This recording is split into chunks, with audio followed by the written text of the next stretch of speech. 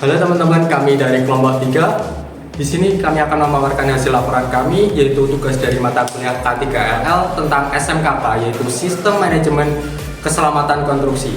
Kami mengambil tema yaitu RMLLP tentang Rencana Manajemen Lalu Lintas Pekerjaan. Pekerjaan yang kami ambil adalah pembangunan Jalan Lingkar Tuban, yaitu penjelasannya dalam video berikut. Tonton sampai selesai. Berikut informasi umum proyek yang kita ambil sebagai contoh, yaitu pembangunan Jalan Lingkar Tuban yang berlokasi di Kecamatan Semanding, Kabupaten Tuban, Provinsi Jawa Timur. Dimensi proyek yaitu jalan sepanjang 6,870 km. Sumber dana APBN tahun anggaran 2021. Pengguna jasa pelaksanaan Jalan Nasional nomor 6 Provinsi Jawa Timur. PPK 4.4 Provinsi Jawa Timur. Konsultan Supervisi PT Puri Dimensi dan PT Arkitron KSO. Nama penyedia jasa PT Cahaya Indah Madya Pratama yang beralamat di Jalan Raya Sugio, Damit nomor 2 Lamongan. Nomor kontrak PB 0201 BB 8,9/4.4/810. Tanggal kontrak 30 April 2021. Nilai kontrak sebesar Rp49.116.092.000 yang memiliki masa pelaksanaan 246 hari kalender. Tanggal mulai kerja 30 April 2021 dan masa pemeliharaan 365 hari kalender. Untuk peta alokasi proyek ini, menurut pejabat pembuat komitmen pada Provinsi Jawa Timur dengan penyedia jasa konstruksi sedang melakukan pekerjaan pembangunan Jalan Lingkar Tuban sepanjang 6.870 meter atau 8,870 km dimulai dari stasiun 04 plus 907 sampai dengan stasiun 11 plus 777 dengan pekerjaan pembangunan jembatan dengan bentang 35 meter dimulai dari stasiun 10 plus 401 sampai dengan stasiun 10 plus 436. Nah, selanjutnya di sini saya akan menjelaskan tentang desain perkerasan jalan dan juga desain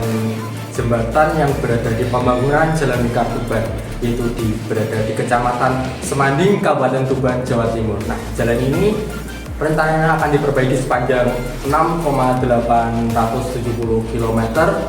Nah, yang seperti gambar di samping saya ada gambar perkerasan jalan. Nah, di gambar ini dapat kita lihat ada banyak perkerasan jalan mulai dari lapisan bawah dari perkerasan jalan dan juga lapisan atasnya. Nah, di samping saya juga terdapat perbaikan saluran drainase yang telah direncanakan pada gambar tersebut. Nah, pada pekerjaan jalan sepanjang 6,870 km itu tidak hanya terdapat perbaikan jalan saja, tetapi juga terdapat perbaikan jembatan. Nah, seperti gambar yang telah dipaparkan berikut tentang desain jembatan yang diperbaiki. Selanjutnya adalah lingkup pekerjaan. Lingkup pekerjaan ini dengan panjang penanganan 6,870 km.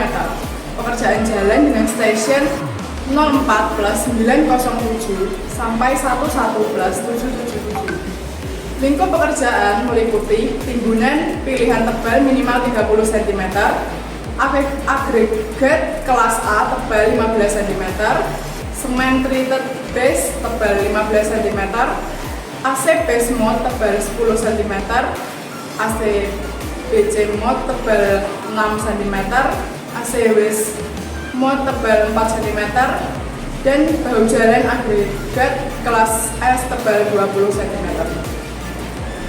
Kemudian pekerjaan jembatan dengan stasiun 10 plus 401 sampai 10 plus 436 dengan bentang 35 meter. Lingkup pekerjaan pondasi dengan bor pile sampai dengan abutment. Kemudian bangunan atas jembatan, gelagar jembatan, lantai jembatan, peletakan elastomer, sandaran atau railing, trotoar, plat injak, wing wall, parapet, expansion, join, dan pelengkap lainnya.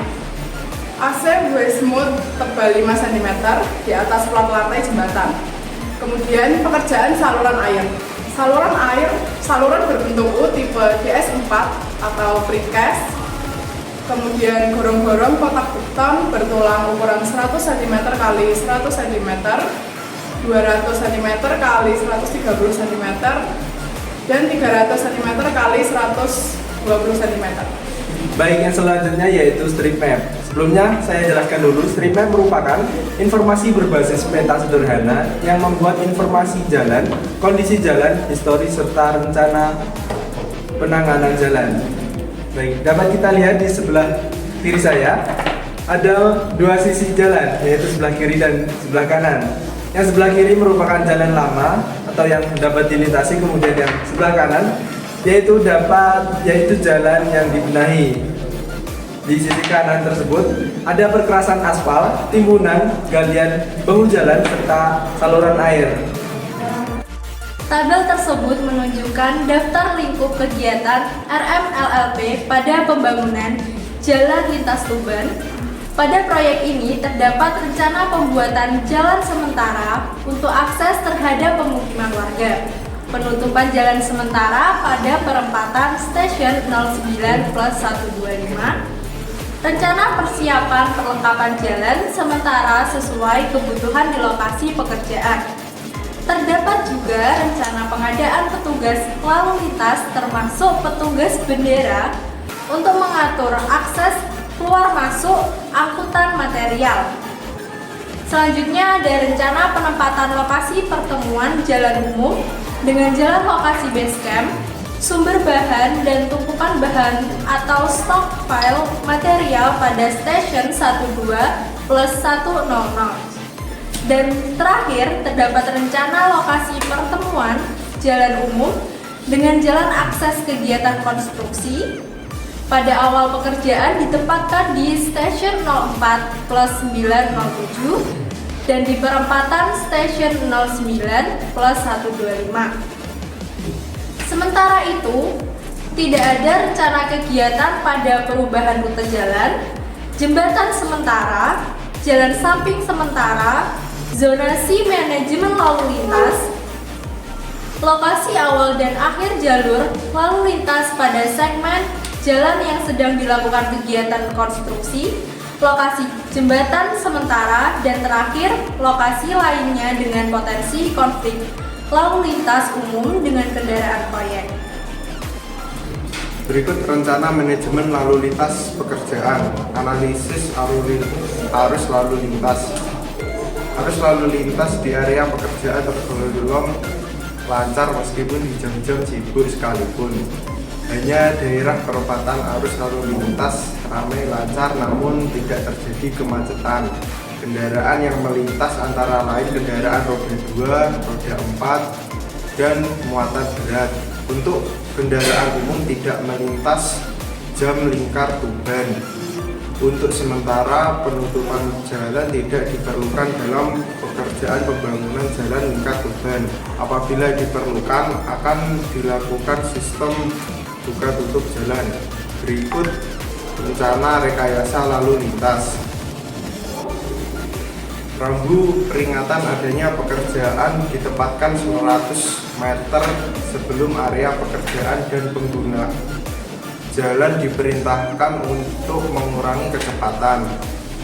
Di awal pekerjaan terdapat rambu hati-hati dan peringatan ada pekerjaan galian. Penempatan water barrier, traffic cone, dan police line sebagai pembatas dan pengaman agar pengguna jalan tidak terperosok ke dalam galian. Rambu peringatan dengan kata-kata ditempatkan di sepanjang area pekerjaan.